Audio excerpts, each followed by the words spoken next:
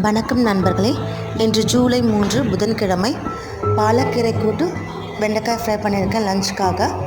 Morning பிரேக்ஃபாஸ்ட்டுக்காக பழைய சாதம் மோர் கஞ்சி செஞ்சோம்.